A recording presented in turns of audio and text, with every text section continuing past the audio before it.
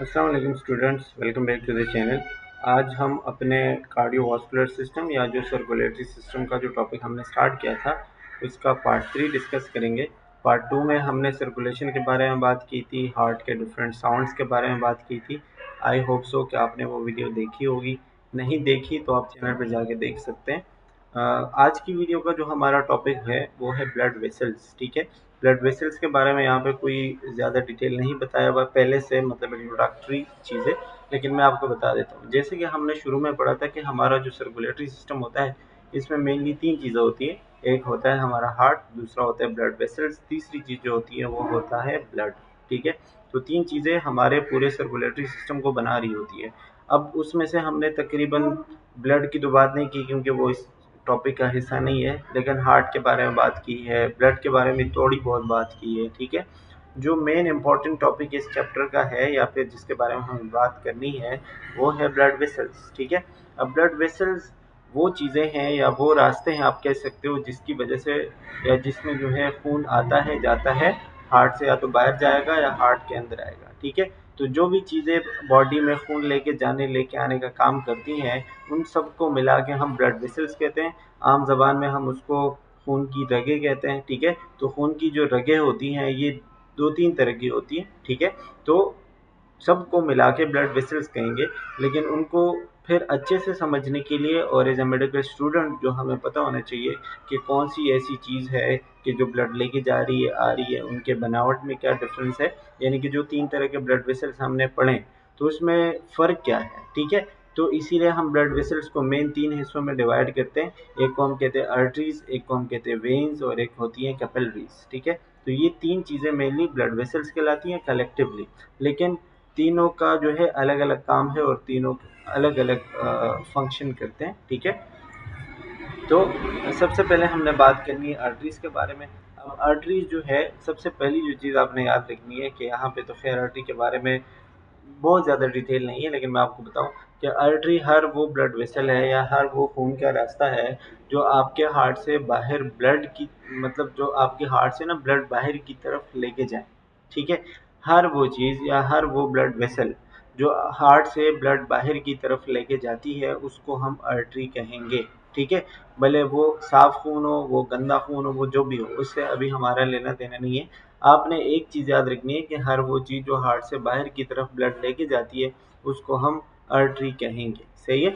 अच्छा, अब आर्टरी जो है, मेनली आर्टरी और वेन के बनावट में फ़र्क होता है। जैसे अगर वेन की हम बात करें, यहाँ पे बताया हुआ है वेन जो है हर वो चीज़ होती है जो हार्ट में ब्लड लेके आती है, और आर्टरी वो चीज़ होती है जो हार्ट से बाहर की तरफ ब्लड लेके जाती है। ठीक है, अच्छा, अब दोनों की बनावट तकरीबन सेम है, यानी दोनों 3 लेयर से बनती है। ठीक है, the wall of N artery has 3 chords और ट्यूनिक्स। ठीक है, उसको हम कोर्ड्स कहते हैं, उसको हम लेयर्स कहते हैं या उसको हम ट्यूनिक्स कहते हैं। ठीक है, tunics as a medical term है उसके लिए।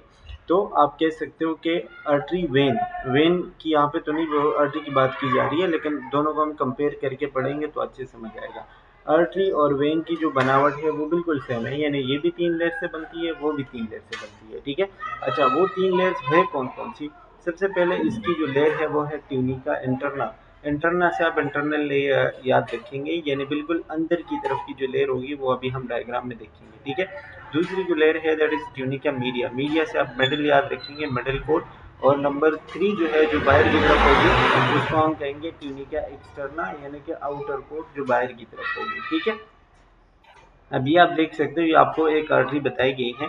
इसमें आप देख रहे हो ना, सबसे अंदर जो एरो है, जो सबसे आपको अंदर की तरफ जगह नजर आ रही है, ये बिल्कुल खाली होती है जैसे एक पाइप होता है। ठीक है, तो ये इसका ल्यूमेन कहलाता है। इट इज कॉल्ड ल्यूमेन, मतलब एक खाली पेट जो आप कह सकते हो, खाली रास्ता। ठीक है, और इसमें हार्ट से ब्लड आएगा और इसके आगे जाएगा। ठीक है, मतलब यहाँ से फॉर एग्जांपल हार्ट से ब्लड आ रहा है तो ये ल्यूमेन में जो है वो आगे की तरफ चलता जाएगा। सही है।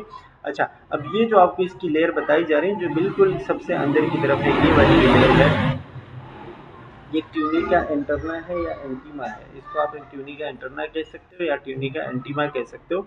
और ये एक टिश्यू की बनी होती है जिसको हम एंडोथीलियम कहते हैं। It is called endothelium. ठीक है, फिर इसके ऊपर एक और छोटी सी लेयर होती है टिश्यू की। ठीक है, जो अभी हम इंटरनल लेयर की बात करेंगे उसको हम क्या कहेंगे, उसको हम कहेंगे सब एंडोथीलियम। ठीक है, और फिर एक और चीज़ होती है जिसको इंटरनल इलास्टिक लेमिना कहते हैं जिसकी वजह से इसमें इलास्टिसिटी लचक पैदा होती है। इसीलिए अगर कभी ब्लड प्रेशर इधर उधर होता है, कम ज़्यादा होता है, तो उसमें वो लचक है और उस लचक की वजह से ये अपने साइज़ को कम कर सकते हैं या बढ़ा सकते हैं। जैसे फॉर एग्जांपल गर्मी में ब्लड वेसल्स डायलेट हो जाते हैं, बड़े हो जाते हैं, सर्दी में छोटे हो जाते हैं, तो वो इस इलास्टिसिटी की वजह से होती है। ठीक है। अच्छा, फिर ये आप देख रहे हो दूसरी लेयर जिसको हम कहते हैं ट्यूनिका मीडिया। ये स्मूथ मसल से बनती है। आपने पढ़ा होगा ना, मसल जो है वो 3 तरह के होते हैं, कार्डियक, स्केलेटल, स्मूथ। ठीक है।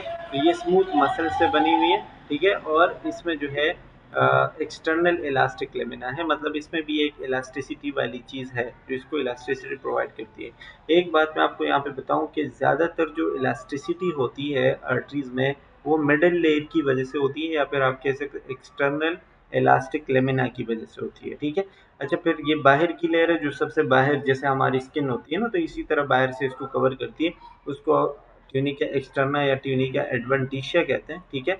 और इसके मतलब ब्लड वेसल, ज़ाहिर है इसको ब्लड वेसल्स को भी ब्लड सप्लाई चाहिए होती है खुद काम करने के लिए। ठीक है। तो उसका वेजा वेजोरम कहते हैं। ठीक है। मतलब जो ब्लड वेसल्स खुद आर्टरीज को ब्लड सप्लाई करती हैं काम करने के लिए। अगर कभी डैमेज हो जाए, कोई मसला हो जाए, तो ये वापस अपने आप को रिपेयर करती है।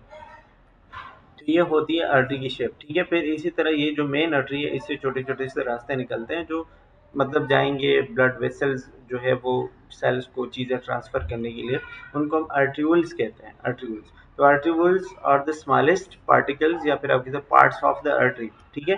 तो मेनली जब आप आर्टरी को बढ़ते हो, तो आर्टरी क्या है?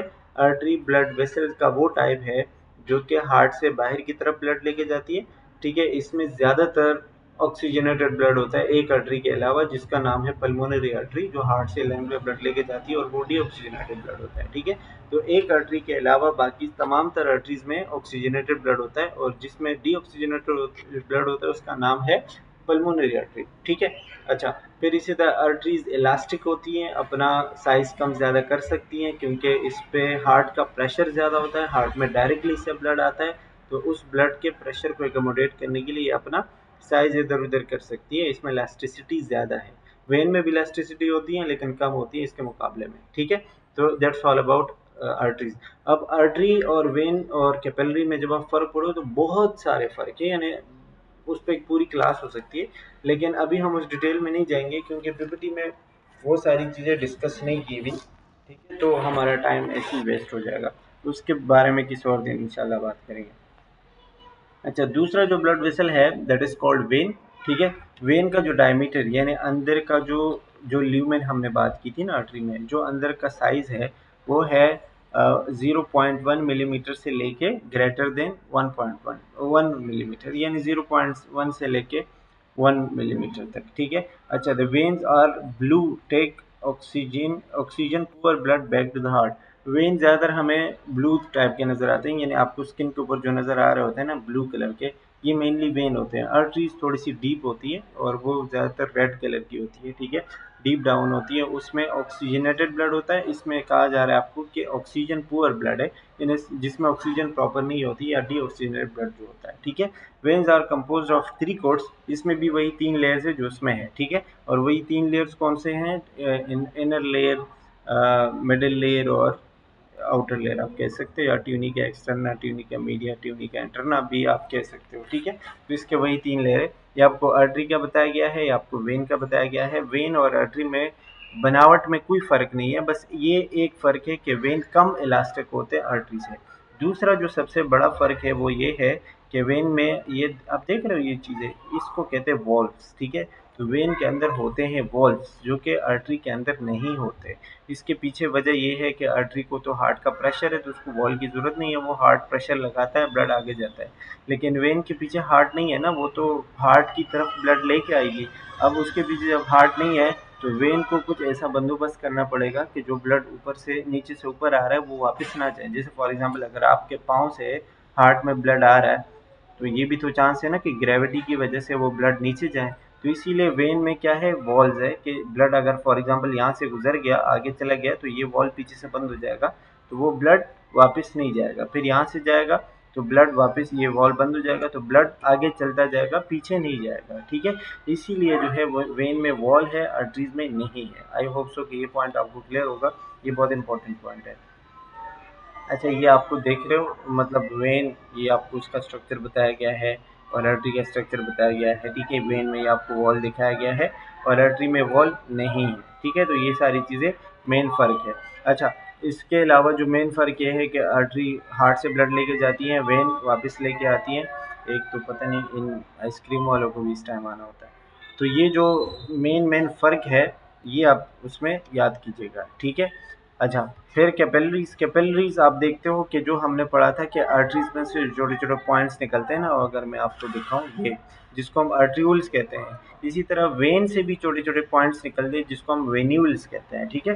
तो जहाँ पे आर्ट्रियूल्स और वेन्यूल्स आपस में मिलते हैं, उस पॉइंट को हम कैपिलरीज कहते हैं, ठीक है। देखो, ये जो है आर्टरी है फॉर एग्जांपल, और यहाँ से ये छोटे छोटे पार्ट्स जाके निकलते हैं, ये रेड कलर के ना, तो इसको हम क्या कहेंगे, इसको हम कहेंगे आर्ट्रियूल। और ये है वेन, तो वेन में से भी छोटे छोटे रास्ते निकलते हैं, उसको हम कहते हैं वेन्यूल, ठीक है। अब इस आर्टरी में फॉर एग्जांपल हार्ट से ब्लड आ रहा था, ऑक्सीजन, न्यूट्रिएंट्स, हार्मोन्स, कई सारी चीज़ें थी, वो इस आर्ट्रियूल के ज़रिए यहाँ से निकल के सेल्स तक पहुँच गया, ठीक है। Sorry for the disturbance. Okay, let's get back. तो इसी तरह ये जो आर्टरीज है और आर्ट्रियोल से जो रास्ते निकलते हैं, तो ये आर्ट्रियोल जो होते हैं उसमें बेसिकली वो हार्ट की सारी चीज़ें जो कि सेल्स को चाहिए वो यहाँ से निकलती है, और इसके पीछे की तरफ आसपास जो है सेल्स होते हैं ना, तो वो सारी चीज़ें सेल में ट्रांसफ़र होती है। अब जो चीज़ें सेल में वेस्ट प्रोडक्ट है या गंद है, तो वो सेल से बाहर निकल के इस वेन्यूल में आते हैं, और वेन्यूल से आते आते वेन में जमा हो जाते हैं, और फिर वेन में ऐसे ऊपर की तरफ जाते हैं, वो हार्ट में एंटर होते हैं, फिर हार्ट में से वो गंद निकलता है, वो जो हमने सर्कुलेशन की बात की थी ना। तो इसी तरह हार्ट में सर्कुलेशन होती है कि आर्टरीज में चीज़ें आती हैं, आर्ट्रियोल के ज़रिए वो सेल्स तक पहुंचती हैं, और आर्ट्रियोल वेन्यूल आपस में कनेक्टेड होते हैं, ठीक है। तो सेल्स का जो कचरा होगा वो वेन्यूल के ज़रिए वेन में आएगा, फिर वेन से जाएगा, और जहाँ से उसको मतलब कार्बन डाइऑक्साइड वगैरह है, तो फिर हम उसको एक्सहेल करेंगे, ठीक है। तो इस तरह प्रोसेस होता है। अब यहाँ पे ये जो आर्ट्रियोल्स और वेन्यूल्स ये जो गुच्छा बना रहे हैं, ठीक है, इस गुच्छे को हम कैपिलरीज कहते हैं। ये लिखा है ना कैपिलरी नेटवर्क। तो ये दोनों की जो मिलावट है, या दोनों जिस पॉइंट पे एक दूसरे से मिलते हैं, और जहाँ पे एक्सचेंज होती है चीज़ों की, ठीक है, उस पॉइंट को हम कैपिलरीज कहते हैं, ठीक है। तो यहाँ पे आपको ये बताया हुआ है कि capillaries are microscopic vessels that arterioles to venules, ठीक है। मतलब ये माइक्रोस्कोपिक है, इतने छोटे कि आपको नज़र नहीं आते, बिल्कुल छोटे छोटे से पार्ट्स होते हैं, ठीक है। और ये आर्ट्रियोल्स और वेन्यूल्स से मिल के बनते हैं। Ranges in diameter from 4 to 10 micrometres, ठीक है। मतलब इसका माइक्रोमीटर माइनस में होता है, ठीक है। तो इसका जो है वो बहुत कम डायमीटर होता है, बहुत कम इसका साइज होता है, आपको नज़र नहीं आएगा ऐसे आंखों से, ठीक है। The flow of blood from arterioles to venules through capillaries is called the micro circulation, ठीक है। अब वो जो मैंने आपको यहाँ पे समझाया कि यहाँ आर्ट्रियोल से जो है ब्लड जाता है सेल्स में, सेल्स में वो चीज़ें ट्रांसफ़र कराता है, फिर सेल से वापस वो गंदा खून आता है, ठीक है, वेन से और वेन्यूल्स में, और फिर वेन में, ठीक है। तो यहाँ से ये जो सर्कुलेशन है, कि ये जो कैपिलरी आर्ट्रियोल जो है, आर्ट्रियोल से वेन्यूल्स और वेन्यूल से ये सेल, इन दोनों के बीच में जो सर्कुलेशन है आर्ट्रियोल और वेन्यूल के बीच में, इस सर्कुलेशन को हम माइक्रो सर्कुलेशन कहते हैं, ठीक है। It is called micro circulation क्योंकि वो माइक्रो वेसल्स के अंदर हो रही है ना, ठीक है, तो इसलिए इसको माइक्रो सर्कुलेशन कहेंगे। इसी तरह एक और चीज़ जो मैं आपको यहाँ पे बताना चाहूँगा, कैपिलरीज जो है वो एक लेयर की बनी होती है, जिससे हमने वेन और आर्टरी में पढ़ा कि वो तीन तीन लेयर्स की बनी होती है। तो कैपिलरी एक लेयर की बनी होती है। इसके पीछे वजह ये है क्योंकि यहाँ पे एक्सचेंज होनी है चीज़ों की, तो अगर ये बहुत मोटी होगी, यानी 3 लेयर्स की बनी होगी, तो वहाँ से एक्सचेंज प्रॉपर्ली नहीं हो सकती, ठीक है। तो एक लेयर की बनी होगी, उसका फ़ायदा ये होगा कि एक्सचेंज ईज़िली हो जाएगी।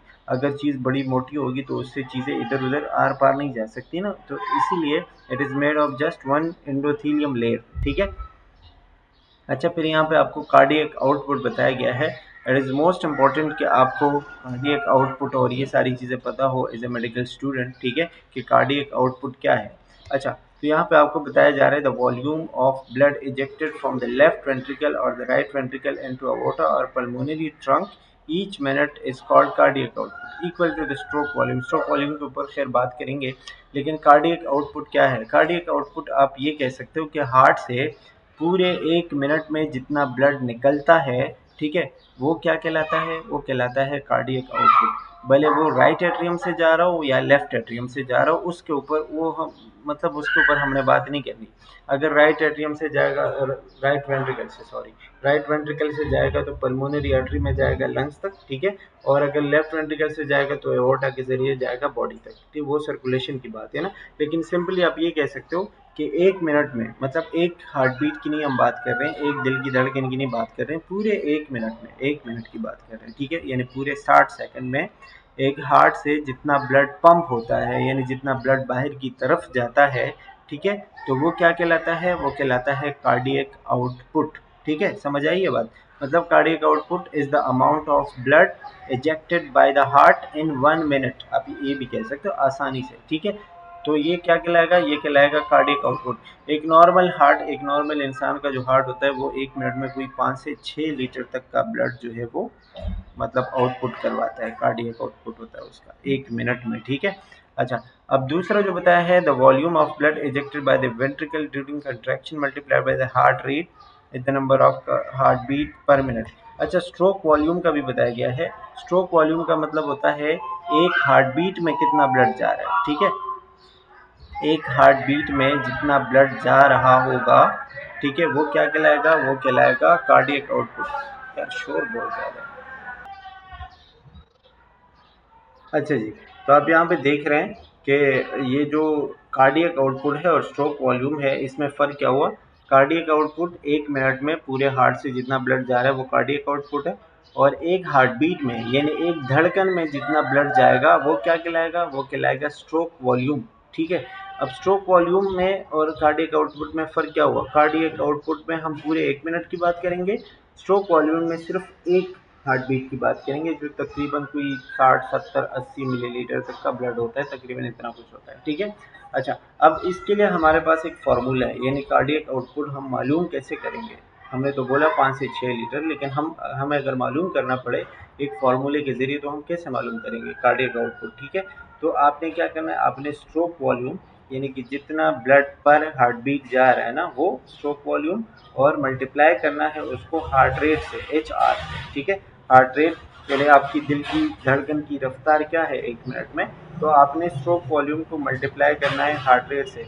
फॉर एग्जांपल अगर किसी का स्ट्रोक वॉल्यूम है, यानी एक हार्ट बीट में 75 ml ब्लड जा रहा है, ठीक है, और उसका हार्ट रेट है 60, तो आपने 75 को 60 से मल्टीप्लाई करना है। तो जो रिजल्ट आएगा, फॉर एग्जांपल आप समझो, मतलब मैं मल्टीप्लाई नहीं कर रहा हूँ, ऐसे खुद से बता रहा हूँ, फॉर एग्जांपल रिजल्ट आया 5000, ठीक है, तो 5000 ml आएगा। ml मतलब 5000 ml का मतलब होता है 5 लीटर, यानी 1 लीटर में 1000 ml होता है, ठीक है। तो वो 5 लीटर जो है वो आपका कार्डियक आउटपुट है, ठीक है। सही है, तो इसी तरीके से आपने जो है वो निकालना है, मतलब आपका जो कार्डियक आउटपुट है वो आप इसी तरीके से निकाल सकते हैं, ठीक है। अब देखें, कार्डियक आउटपुट जो है, यानी कार्डियक आउटपुट दो चीज़ों के ऊपर डिपेंड करता है कि कार्डियक आउटपुट ज़्यादा होगा या कम होगा। वो आप दो चीज़ों के ऊपर देखेंगे, दो चीज़ों के ऊपर डिपेंड करता है। एक होता है स्ट्रोक वॉल्यूम, स्ट्रोक वॉल्यूम मतलब कितना ब्लड एक बीट में जा रहा है, ठीक है। और दूसरा होता है हार्ट रेट। फॉर एग्जांपल अगर स्ट्रोक वॉल्यूम भी ज़्यादा है, हार्ट रेट भी ज़्यादा है, तो क्या होगा, कार्डियक आउटपुट ज़्यादा होगा। मतलब हार्ट, दिल जल्दी जल्दी धड़क रहा है और ब्लड भी ज़्यादा जा रहा है, तो ज़ाहिर है ज़्यादा हार्ट ज़्यादा ब्लड देगा ना बाहर की तरफ, तो क्या होगा, कार्डियक आउटपुट भी ज़्यादा होगा, ठीक है। अब स्ट्रोक वॉल्यूम किस चीज़ की वजह से कम या ज़्यादा हो सकता है वो भी आपको बताया गया है, ठीक है। मतलब उसके ऊपर डिपेंड कौन सी चीज़ें करती है, स्ट्रोक वॉल्यूम के ऊपर। ब्लड वॉल्यूम यानी अगर आपका ब्लड ज़्यादा है तो आपका स्ट्रोक वॉल्यूम ज़्यादा होगा, यानी आपका एक बीट में ब्लड ज़्यादा जाएगा। लेकिन अगर आपका ब्लड कम है तो आपका स्ट्रोक वॉल्यूम भी कम होगा, यानी एक बीट में ब्लड कम जाएगा, ठीक है। इसी तरह वॉस्कुलर रेजिस्टेंस, आपके ब्लड वेसल्स में कोई मसला तो नहीं है, जाम तो नहीं है, उसमें फैट्स वगैरह तो नहीं जमा हुई थी, ठीक है। तो अगर उसमें फॉर एग्जांपल कोई रेजिस्टेंस नहीं है, बिल्कुल साफ़ सुथरे हैं, बिल्कुल सीधे हैं, ठीक है, और उसमें कोई मसला नहीं है, कोई क्लॉट वगैरह नहीं है, तो आपका स्ट्रोक वॉल्यूम ज़्यादा होगा, यानी ब्लड उसमें अच्छे से फ्लो करेगा, ठीक है। और अगर है तो फिर कम होगा, ब्लड उसमें अच्छे से नहीं जाएगा, ठीक है। तो ये सारी चीज़ें डिपेंड करती है। इसी तरह हार्ट रेट या आपकी दिल की रफ्तार, दिल की धड़कन तेज़ होती हैं, स्लो होती हैं, ठीक है। अगर तेज़ या स्लो है, फॉर एग्जांपल नर्व्स एक सिस्टम होता है हमारे बॉडी में जिसको हम सिंपैथेटिक नर्वस सिस्टम कहते हैं या इमरजेंसी सिस्टम भी कहते हैं ना। आप जब घबरा जाते हैं, आपकी दिल की धड़कन तेज़ हो जाती है, तो अगर आप घबराए हुए हैं तो आपका मतलब heart beat for example fast होगा। जब आपकी हार्ट बीट फास्ट होती है तो आपकी दिल की धड़कन तेज़ होती है और आपका कार्डियक आउटपुट ज़्यादा होगा, ठीक है। इसी तरह कुछ हार्मोन्स की वजह से भी हार्ट बीट फास्ट हो जाती है, फॉर एग्जांपल कॉर्टिसोल हो गए, एपेनेफ्रीन, एड्रेनलिन, इस तरह के हार्मोन्स होते हैं जिसकी वजह से हार्ट बीट फास्ट हो जाती है, ठीक है। तो ये सारी चीज़ें डिपेंड करती है कार्डियक आउटपुट के ऊपर। अगर हार्ट रेट और आपका स्ट्रोक वॉल्यूम ज़्यादा है तो आपके हार्ट से ब्लड बाहर ज़्यादा जाएगा, कार्डियक आउटपुट आपका ज़्यादा होगा। और अगर ये दो चीज़ें कम है तो आपका कार्डियक आउटपुट भी कम होगा, ठीक है। मेन चीज़ ये है कि आपको cardiac output, heart rate, stroke volume ये चीज़ समझ आए, बाकी चीज़ें खुद ब खुद आपको समझ आ जाएगी, ठीक है। अच्छा, रेगुलेशन ऑफ स्ट्रोक वॉल्यूम यानी उसको कैसे रेगुलेट करते हैं, वो स्ट्रोक वॉल्यूम जो होता है यानी एक बीट में जितना ब्लड बाहर की तरफ जाता है तो वो किन किन चीज़ों के ऊपर डिपेंड करता है। Three factor regulate stroke volume in ensure that the left and right ventricle pump equal volume of blood। यानी तीन चीज़ें होती हैं जो इस बात के लिए रिस्पॉन्सिबल है या इस बात के ऊपर डिपेंड करती है कि आपका जो ब्लड है वो लेफ्ट और राइट वेंट्रिकल से सही वॉल्यूम में जाए बाहर की तरफ, ठीक है। एक होता है preload. Preload the degree of stretch on the heart before it contracts, यानी हार्ट ब्लड देने से पहले, ब्लड पंप करने से पहले जितना वो अपने आप को खींचता है या उसके मसल जितने स्ट्रेच होते हैं वो प्री लोड कहलाएगा। यानी आप ऐसे समझो, फॉर एग्जांपल अगर आप दौड़ रहे हो, एक रेस है ना, और वो जो रेफरी होता है वो जो 1 2 3 बोलता है, फॉर एग्जांपल 1 2 3 और गो, तो उसके पहले जब वो 1 2 3 बोल रहा होता है तो हम अपने आप को रेडी करते हैं ना। तो हम क्या करते हैं, आप समझो कि वो प्री लोड है, यानी भागने से पहले हम अपने आप को रेडी कर रहे हैं। तो हार्ट जब ब्लड पंप करेगा तो उसके पहले अपने आप को रेडी कर रहा होगा, अपने अपने मसल्स को खींच रहा होगा, उसको हम क्या कहेंगे, उसको हम कहेंगे प्री लोड। और प्री लोड कम ज़्यादा हो सकता है, फॉर एग्जांपल अगर ब्लड का वॉल्यूम ज़्यादा है तो हार्ट ज़्यादा खिंच जाएगा, ठीक है, मतलब मसल्स के ऊपर प्रेशर ज़्यादा पड़ेगा, स्ट्रेच ज़्यादा पड़ेगा, तो क्या होगा, प्री लोड ज़्यादा होगा। और अगर ब्लड वॉल्यूम कम है तो प्री लोड भी कम होगा, ठीक है। दूसरा है कंट्रैक्टिलिटी। कंट्रैक्टिलिटी द फोर्सफुलनेस ऑफ कंट्रैक्शन और इंडिविजुअल वेंट्रिकल मसल फाइबर्स। कंट्रैक्टिलिटी यानी कितना फोर्स लगा रहा है हार्ट उस ब्लड को पंप करने के लिए, यानी आप कितना तेज भाग रहे हो या कितना स्लो भाग रहे हो, आपकी कंट्रैक्टिलिटी है ना। तो हार्ट ने प्री लोड के बाद जितना ब्लड जो है वो पंप किया जिस फोर्स से, वो फोर्स कंट्रैक्टिलिटी कहलाती है, ठीक है। अच्छा, आफ्टर लोड क्या है, the pressure that must be exceeded before ejection of blood from the ventricles can occur, ठीक है। मतलब वही आफ्टर लोड, वो जो प्रेशर लगता है, ठीक है, उसके बाद जो जो ब्लड आता है और ब्लड निकलने से पहले का जो प्रेशर होता है, ठीक है, कंट्रैक्शन के बाद, तो वो प्रेशर जो है वो इजेक्शन के लिए यानी ब्लड निकालने के लिए वो आफ्टर लोड कहलाएगा। तो ये तीन चीज़ें होती हैं जो स्ट्रोक वॉल्यूम और के ऊपर डिपेंड करती है, ठीक है। अच्छा, इसी तरह ये आपको वही बात बताई गई है कि हार्ट रेट के ऊपर कौन कौन सी चीज़ें अफेक्ट करती है। हार्ट रेट जिसकी वजह से कम ज़्यादा हो सकता है, ऑटोनॉमिक इनर्वेशन है, यानी आपका ऑटोनॉमिक नर्वस सिस्टम जो होता है, इमरजेंसी सिचुएशन, हार्मोन्स, आपका फिटनेस लेवल भी डिपेंड करता है कि आप कितने फिट है, ठीक है। आपकी एज भी डिपेंड करती है कि आपकी एज क्या है। इसी तरह जो स्ट्रोक वॉल्यूम की अगर हम बात करें तो हार्ट का साइज़ डिपेंड करता है, आपकी फ़िटनेस, आपका जेंडर, यानी औरतों मर्दों में थोड़ा बहुत डिफरेंस होता है। Contractility, duration, preload, afterload, ये सारी चीज़ें डिपेंड करती है, ठीक है। अच्छा, ये हार्ट रेट का आपको बताया गया है। हार्ट रेट मीन्स HR और स्ट्रोक वॉल्यूम SV, ठीक है। ये EDV और ESV का मैं देखा था मैंने, लेकिन अभी मैं भूल गया हूँ, खैर इसको देख लेंगे। SV जो है स्ट्रोक वॉल्यूम, आप इसी तरीके ये फार्मूले के ऊपर तो हमने पहले बात की ना कि S V stroke volume multiplied by heart rate, इसको आप जो है कार्डियक आउटपुट के ज़रिए निकाल सकते हैं, ठीक है। तो इसी तरह, हाँ, ये था एंड डायलेटेड वॉल्यूम और एंड स्ट्रेच वॉल्यूम था, इस तरह कुछ था, ठीक है। फिर इसको देख लीजिएगा एक नज़र, बट ये स्ट्रोक वॉल्यूम का फार्मूला है। तो इसी तरीके से जो है आप निकाल सकते हैं कार्डियक आउटपुट, ठीक है। And that's all about this chapter. I hope कि आपको काफ़ी सारी चीज़ समझ आ गई होगी एंड फ़ायदा हो गया होगा आपको। अगर आपको चीज़ें समझ आ गई हैं तो चैनल को सब्सक्राइब करें मज़ीद इस तरह की वीडियोज़ देखने के लिए। Thank you for watching, take care, bye.